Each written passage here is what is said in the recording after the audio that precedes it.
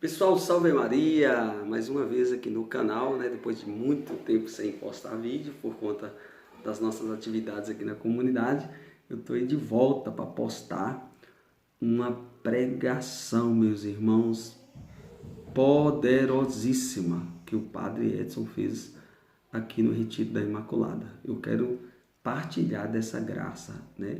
Uma pregação poderosíssima, pode acreditar nisso. Então eu gostaria que você assistisse até o final e compartilhasse em nome de Jesus, porque realmente é uma pregação do poder de Deus, né? É uma pregação que vem do céu, diretamente do céu para nós, que eu tenho certeza que vai te ajudar a fazer uma reflexão também sobre a sua caminhada, a sua vida de oração, a sua espiritualidade e o seu amor a Jesus, tá bom? Então curta aí no canal, dá seu like, compartilhe, se inscreva no canal. Agora, final do ano, dia 31, nós temos o nosso sorteio, né, da cruz. Você que ainda não se inscreveu, olha essa cruz maravilhosa, pode ir para você na sua casa, sem custo nenhum, coisa linda, né, barroca.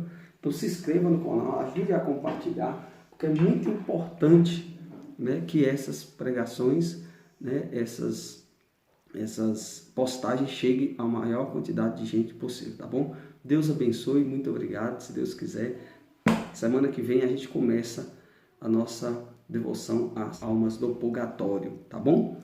Beleza, meu querido e minha querida? Fique com Deus, Deus abençoe. Surgiu um homem enviado por Deus, seu nome era João. Ele veio como testemunha para dar testemunho da luz, para que todos chegassem à fé por meio dele. Ele não era a luz, mas veio para dar testemunho da luz. Este foi o testemunho de João, quando os judeus enviaram de Jerusalém sacerdotes e levitas para perguntar: quem és tu? João confessou e não negou. Confessou: eu não sou o Messias. Eles perguntaram: quem és então? És tu Elias? João respondeu: não sou. Eles perguntaram: és o profeta? Ele respondeu: não. Perguntaram então: quem és afinal? Temos que levar uma resposta para aqueles que nos enviaram. O que dizes de ti mesmo? João declarou: eu sou a voz que grita no deserto: aplainai o caminho do Senhor, conforme disse o profeta Isaías. Ora, os que tinham sido enviados pertenciam aos fariseus e perguntaram: por que então andas batizando se não és o Messias, nem Elias e nem o profeta?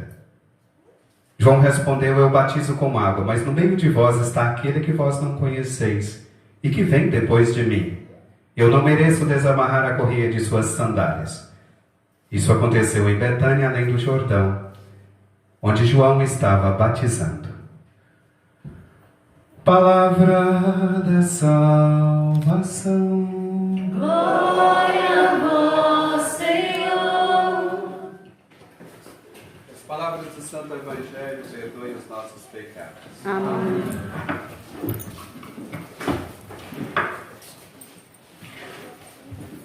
Muito bem, esse terceiro domingo, 2 vezes no ano, a igreja usa essa cor, que é um deslocamento do roxo para o branco, como se desbotasse o roxo.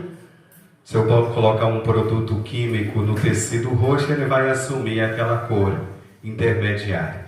É como se a igreja nos convidasse a depor as vestes penitenciais para vestir as vestes de festa.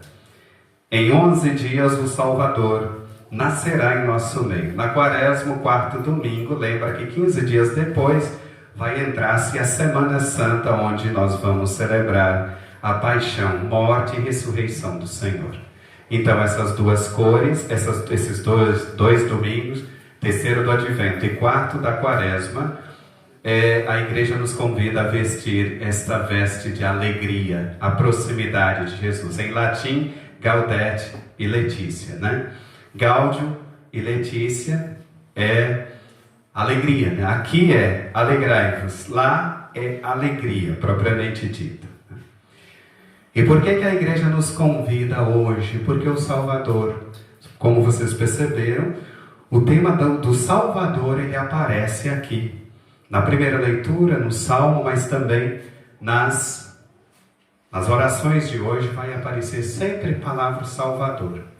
Lá na paleontologia cristã, ou seja, no cristianismo primitivo, lá no seu início, os cristãos usavam o peixe, o símbolo grego, para descrever, né, a identidade cristã. Era uma forma deles se identificarem sem correr o risco de cair numa armadilha, porque era um código só deles. Porque no grego, o nome do peixe dá exatamente a missão de Jesus, como ele é apresentado, como nós o conhecemos, né? Jesus, Filho de Deus Salvador. O peixe em grego se escreve ictis, né? Exatamente as iniciais de Cristo, Jesus Salvador, em grego, né? Jesus Christos, Hijo Deus Salvator, né?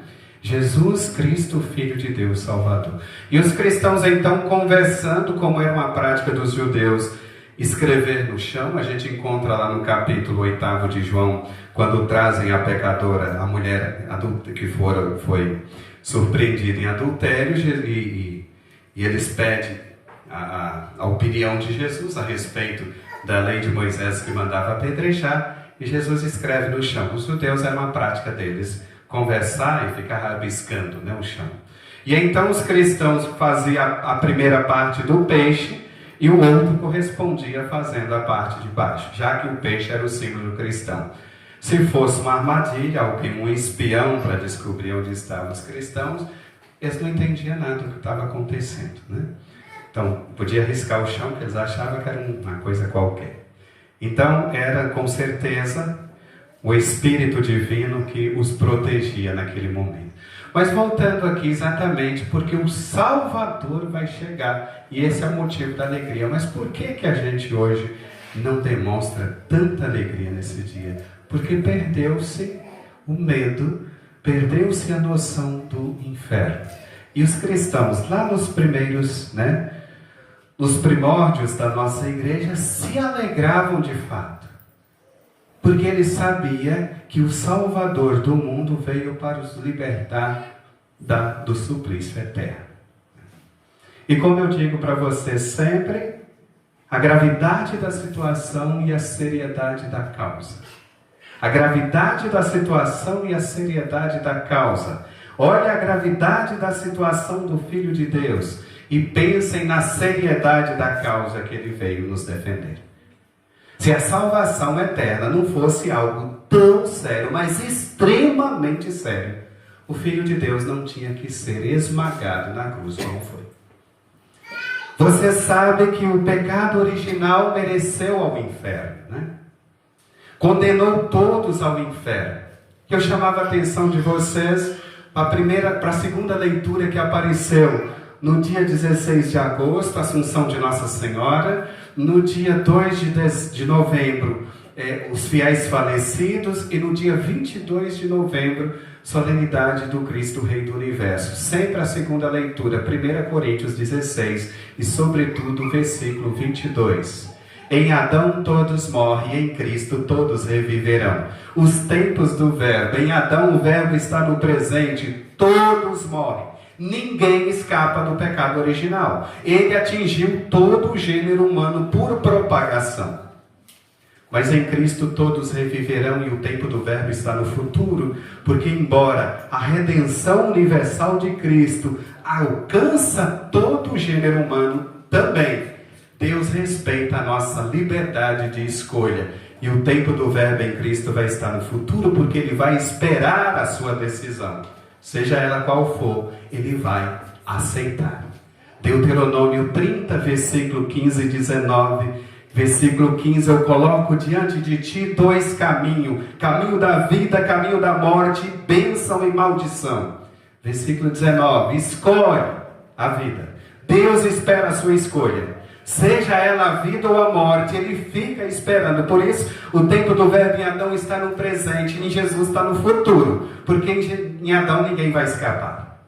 Em Adão ninguém vai escapar. Todos caem em desgraça no pecado original. São Paulo vai teologizar essa maldição do pecado original em Romanos 3, 23.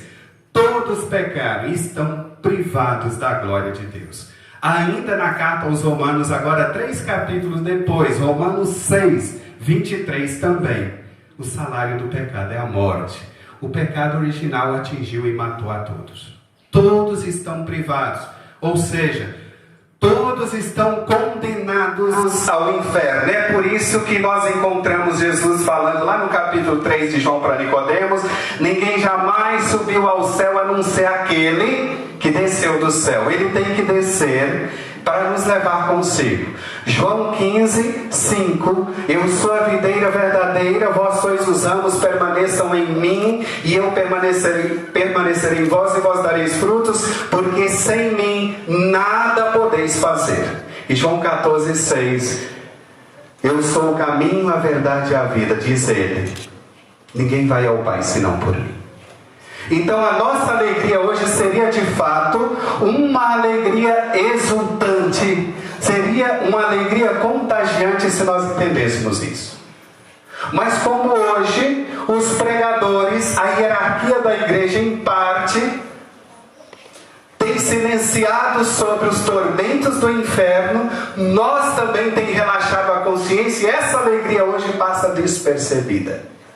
Passa despercebida, porque nós não tememos mais o inferno. E aqui está uma outra alegria, uma alegria maléfica, uma alegria satânica, uma alegria diabólica. O demônio hoje se alegra, porque seus filhos, os filhos de Deus, estão se fazendo filhos dele, porque esqueceram dos seus tormentos. O demônio sabe que o inferno é um lugar eterno dos horrores. Ele não pode camuflar o inferno, ele não pode tornar atraente o inferno. Ele usa sua tática, ele torna atraente os caminhos que levam até lá. E como nós temos trilhado esses caminhos hoje? O próprio Jesus já havia alertado: entrai pela porta estreita, porque largos são os caminhos que levam à perdição, e são muitos os que entram por ele. E são muitos que entram por ele. Então aqui está a gravidade da causa. Aqui está a gravidade da causa, e da situação, e a seriedade da causa. Essa gravidade desta situação de Jesus e a seriedade da causa da salvação. A aliança que foi rompida na carne deve ser restaurada na carne. O ser humano não consegue, porque o ser humano não suporta tamanho sofrimento. O ser humano por si só, ele não suportaria tamanho sofrimento. Então ele não consegue restaurar a aliança. Primeiro, que o sacrifício que eles oferecem não é sangue deles, não é o sangue dos sacerdotes que ofereceram, foi sangue de animais. Depois, o sacrifício do ser humano é incompleto por causa da distância que há, entre a divindade e a humanidade. Distância que o próprio Deus diz: estão os meus pensamentos tão longe dos seus pensamentos quanto o céu distancia da terra. Então ofereceram sacrifício de animais, ofereceram frutos da terra, ofereceram trabalhos, ofereceram incenso, ofereceram perfumes, ofereceram orações, ofereceram de tudo. Não foi completo. Continuou longe de Deus. Continuou afastado de Deus. Então o Filho de Deus entra na história. Ele entra na história e assume a carne que rompeu a aliança. E ele consegue restaurar a aliança na sua carne, mas tem o seu corpo completamente esmagado na cruz. As confissões que Jesus fez aos seus videntes, são vários deles, são pesquisas feitas ao longo da história, sobretudo sobre o Santo Sudário. É a vidente Catarina de Emerick, que Jesus faz sérias confidências a ela sobre o seu suplício, seu sofrimento. E então, por análise, se descobre que os ossos da costela de Cristo ficam expostos. Se você olhasse o Cristo depois da flagelação lá real, você via os ossos da costela dele expostos. Porque na ponta dos chicotes dos soldados romanos tinham dentes de animais e tinham bolas de ferro. As bolas de ferro causavam hematoma interno e os dentes dos animais rasgavam a carne. E os soldados bateram com toda a força que tinham, porque eram pessoas ferozes. Eles eram treinados para a maldade, a perversidade desde cedo. Então bateram em Jesus 2 homens, que se diz que foram até esquecido o momento da flagelação, que era apenas 40 chicotadas, mas a pessoa, o soldado-chefe que estava ali, saiu um pouco e eles passaram disso. Jesus ficou completamente destruído, dilacerado, coberto durante a noite com a túnica de um tecido grosso, como aquele saco que vem com açúcar, que a gente faz pano de chão. Esse pano, claro, durante a noite colou nas chagas de Jesus. No dia seguinte, depois de ser escarnecido a noite inteira, amarrado, depois do julgamento, ele sai com essa cruz. Esse pano, certamente soltando das suas chagas, arrancava pedaços da sua pele.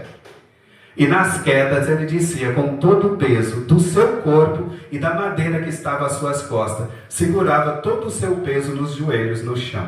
Isso é pouco para nós.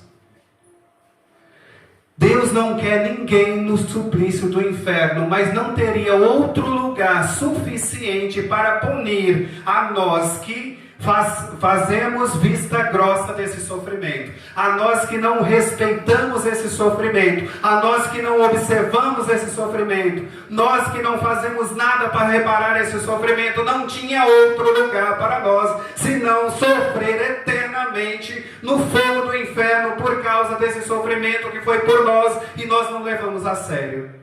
E os fornicadores continuam na fornicação, e os adúlteros continuam no adultério, e os olhares maliciosos continuam olhando para todos os lados, e a busca das impurezas, e os olhos malditos que ficam olhando os filmes eróticos o tempo todo. Hoje é dia de Santa Luzia, peçamos a padroeira das vistas que cure sobretudo o nosso olhar espiritual, para que podemos ver Jesus na infinita causa de amor, o extremo da sua entrega a Deus, e possamos tomar vergonha na cara e possamos ter um pouquinho de sensibilidade no coração e reparar com o nosso amor, reparar com o nosso sacrifício, o sofrimento, o suplício desse jovem, desse Deus que se encarnou e no momento mais tenro da sua vida, ele se entrega num sofrimento desmedido que nós não podemos conceber.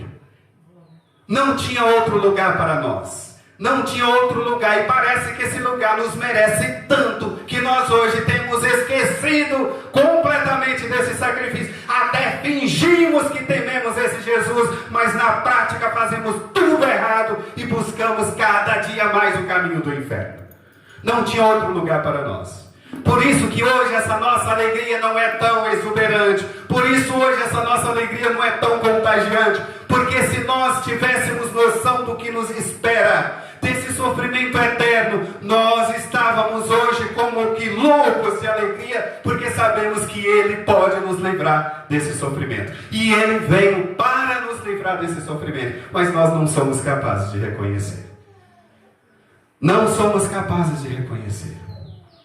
Pensamos lá naquela passagem, Lucas 16, 19, o pobre Lázaro e o rico, que morrendo, olha só a súplica do rico. Pai Abraão, manda Lázaro molhar a ponta do dedo para vir refrescar a minha língua. A ponta do dedo do pobre, esfarrapado, que não era visto na sua porta. E agora esse pobre, ele implora clamorosamente que venha molhar a ponta do dedo e refrescar a sua língua. Vocês imaginam o suplício? Há um abismo muito grande entre nós. De lá não se pode passar para cá, daqui não se pode passar para lá.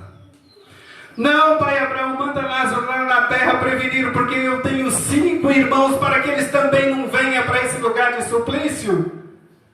Eles têm Moisés e os profetas que os escutem. Não, pai Abraão, se Lázaro for lá, vão convencê-los. Se eles não escutam Moisés e os profetas, ainda que alguém morra e ressuscite, eles não acreditarão.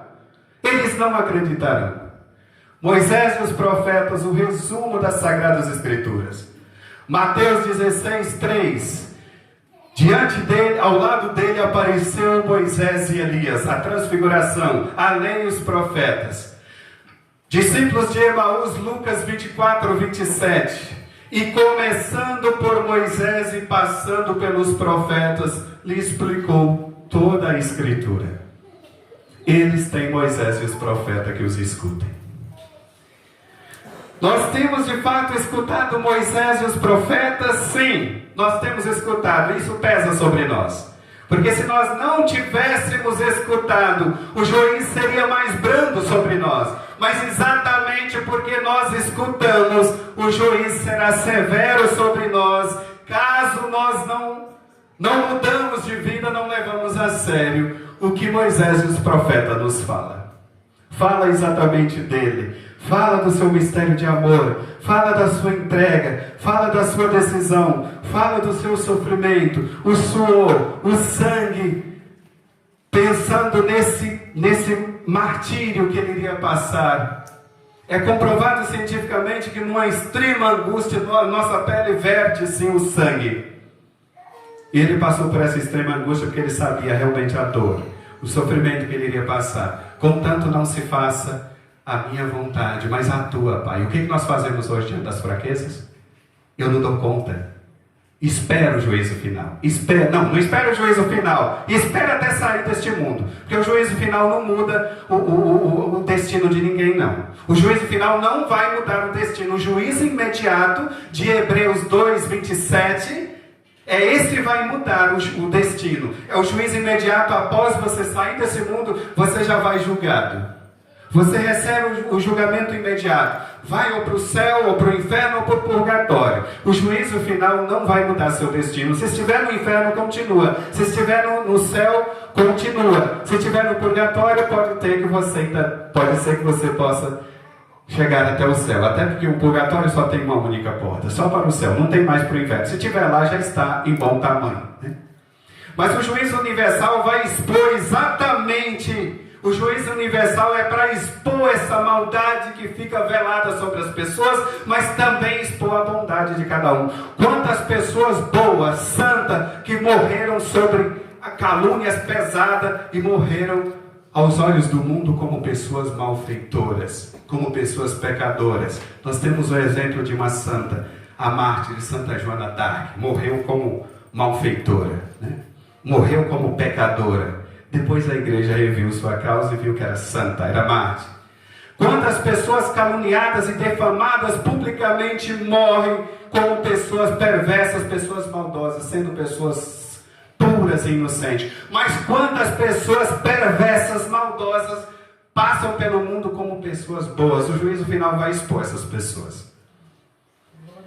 O juízo final vai expor todas elas, vai mostrar quem são as boas, quem são as perversas.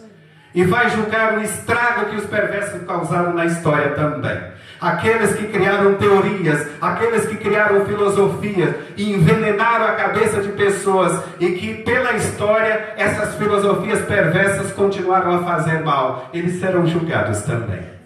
Já receberam o juízo imediato, o julgamento imediato, mas vai receber o julgamento eterno. E quantos cristãos hoje escondem atrás de uma farsa que aparenta uma imagem de santidade, vive na perversidade, vive na impureza, vive na maldade. Esses vão ser revelados no juízo final. Porque nesse dia a voz do Salvador levantarão todos, trarão todos de volta, da terra, do céu, do inferno. Todos serão julgados e expostos imediatamente, e depois voltam para os seus destinos. Depois voltarão para os seus destinos. É por isso que é preciso um juízo final. É por isso que é preciso um juízo final, porque o juízo imediato ele é particular. Ele é chamado juízo particular. Você é julgado, só você e Deus. Mas no juízo eterno seremos julgados na presença de todos. Todos. E então, nós vamos pagar pelo amor que foi dado a nós, a um custo tão alto que nós não fizemos causa dele. E esse amor vai exigir muito de nós. Nós hoje estamos como crianças, né? O Evangelho de sexta-feira deixou bem claro isso, anteontem. Com quem devo comparar essa geração? Com quem vou comparar essa geração? E são como criança, tocamos flauta e vocês não dançaram. Entoamos lamentações e vocês não bateram no peito. Veio João Batista que não comia nem bebia, vocês dizem ele tem um demônio. Veio o filho do homem que come e bebe com os pecadores, vocês dizem é um glutão, é um beberrão. Mas a sabedoria foi reconhecida pelas suas, pela sua ação, podemos dizer assim. A sabedoria é reconhecida. O povo está como hoje. Não querem João Batista porque é extremamente radical e não quer Jesus que aparece um tanto brando comendo com os pecadores. Na verdade, eles queriam Jesus em João Batista, que eles não aceitaram, e queriam João Batista em Jesus. Queriam Jesus mais manso em João Batista radical e queriam João Batista radical no Jesus mais manso. Na verdade, a gente não quer nada. A gente não quer nada. Tem pessoas até achando que o inferno não é tão ruim como se a Sagrada Escritura apresenta. Cuidado, porque senão você vai ser o primeiro a experimentar sobre isso. Nós temos que ter muito cuidado com isso, porque tem pessoas, até mesmo de dentro da igreja, que trabalham para camuflar o caminho do inferno. Parece que é um arauto do próprio demônio para tornar atraente esse caminho. Isso aí não precisa não. Os profetas da perdição, Não, isso aí não. Isso aí é esse povo do grupo de oração que é radical demais. É esse padre que é radical. Mas não é assim não. Vai nessas profecias diabólicas. Vai para esse caminho sem volta. Começa a achar, então Jesus também foi exagerado. A radicalidade dele, ser esmagado na cruz. Esmagado na cruz, então, e Jesus foi radical demais.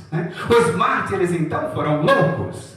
Santa Luzia hoje, esse calor aqui já está incomodando, Os ventiladores do Jean são só efeito psicológico. Você olha e imagina que está refrescando o ambiente, tá bom?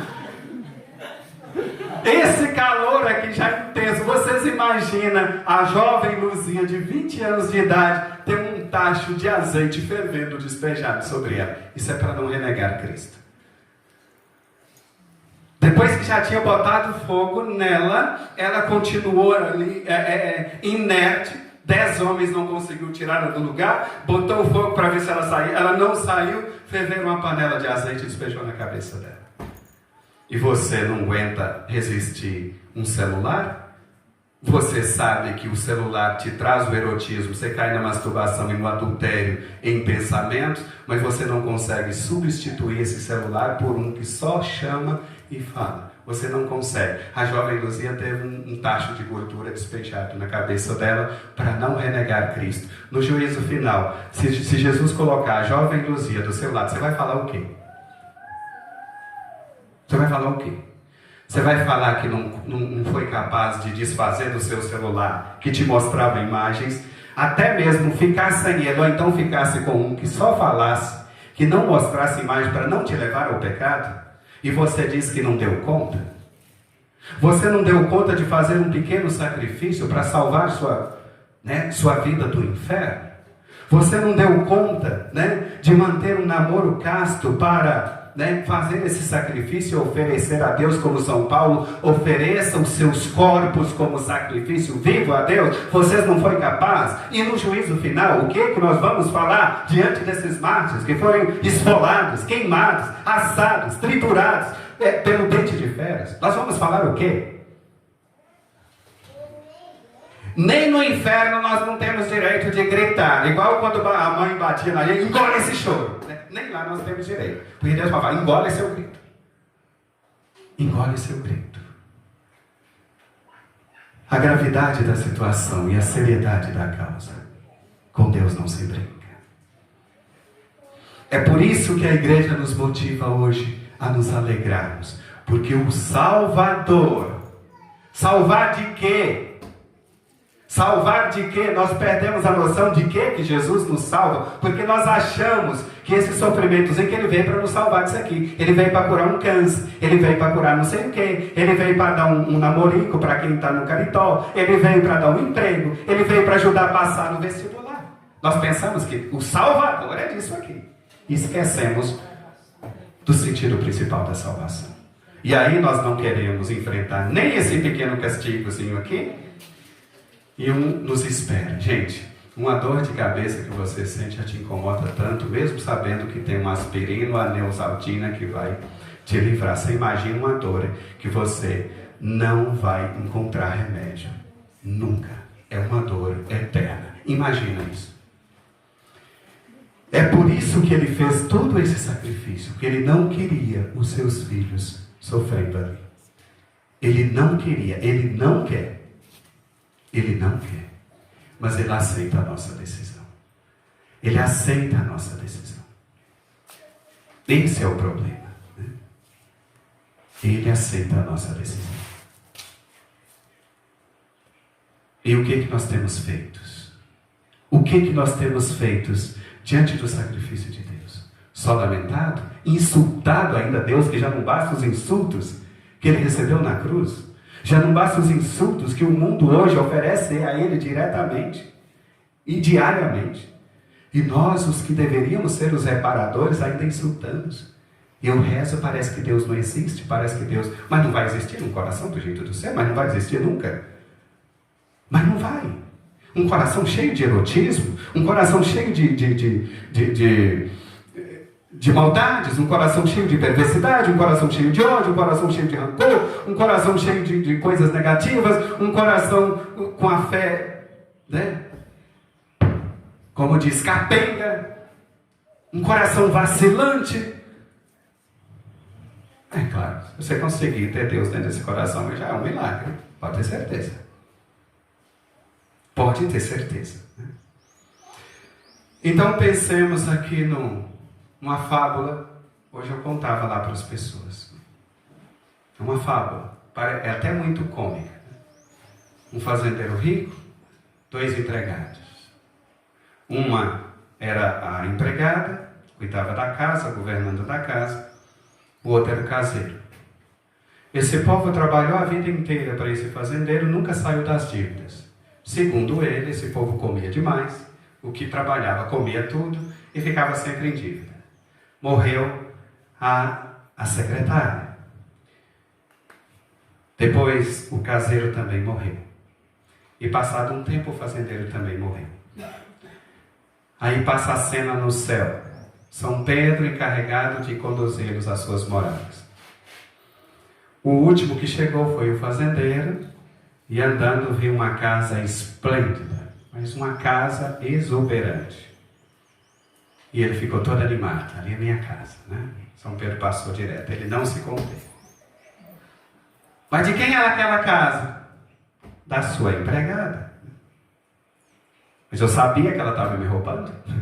Eu sabia que ela estava me roubando, porque ficou na dívida o tempo todo, e morando numa casa daquela, eu bem desconfiava. E seguiu viagem. Outra casa muito mais esplendorosa. Aquela vai ser a minha. A minha secretária naquela casa. Vocês imaginam a minha? A minha secretária, pé rapado, pobre do jeito que era. Naquela casa, vocês imaginam? Ele não se contém. De quem é essa casa? É do seu caseiro. Sabia que os dois tinham feito.